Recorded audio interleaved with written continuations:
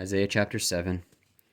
And it came to pass in the days of Ahaz the son of Jotham, the son of Uzziah, king of Judah, that Rezin the king of Syria, and Pekah the son of Remaliah, king of Israel, went up toward Jerusalem to war against it, but could not prevail against it. And it was told the house of David, saying, Syria is confederate with Ephraim, and his heart was moved, and the heart of his people, as the trees of the wood are moved with the wind.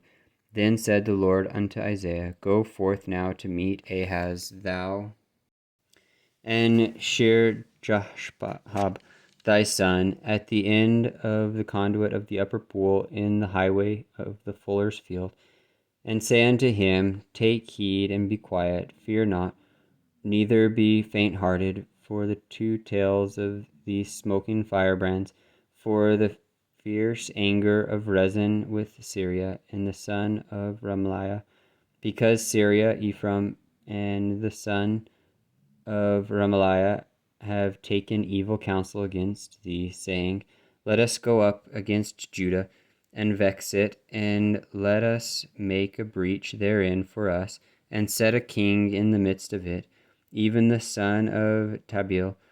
Thus saith the Lord God, It shall not stand, neither shall it come to pass. For the head of Syria is Damascus, and the head of Damascus is Rezin, and within 65 years shall Ephraim be broken, that it be not a people. And the head of Ephraim is Samaria, and the head of Samaria is Remaliah's son. If ye will not believe, surely ye shall not be established. Moreover, the Lord spake again unto Ahaz, saying, Ask thee a sign of the Lord thy God, ask it either in the depth or in the height above. But Ahaz said, I will not ask, neither will I tempt the Lord.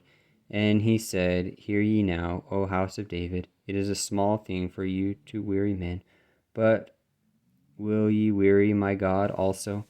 Therefore the Lord himself shall give you a sign. Behold, a virgin shall conceive, and bear a son, and shall call his name Emmanuel. Butter and honey shall he eat, but he that may not, but that he may know to refuse the evil and choose the good. For before the child shall know to refuse the evil and choose the good, the land that thou abhorrest shall be forsaken of both her kings. The Lord shall bring upon thee, and upon thy people, and upon thy father's house, days that have not come, for the day that Ephraim departed from Judah, even the king of Assyria. And it shall come to pass in that day that the Lord shall hiss for the fly that is in the uttermost part of the rivers of Egypt, and for the bee that is in the land of Assyria.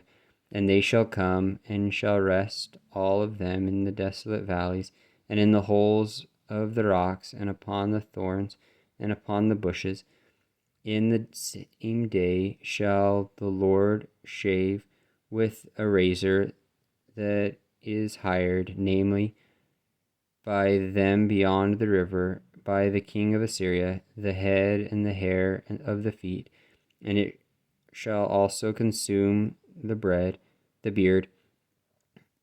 And it shall come to pass in that day that a man shall nourish a young cow and 2 sheep, and it shall come to pass for the abundance of milk that they shall give, he shall eat butter, for butter and honey shall every one eat that is left in the land.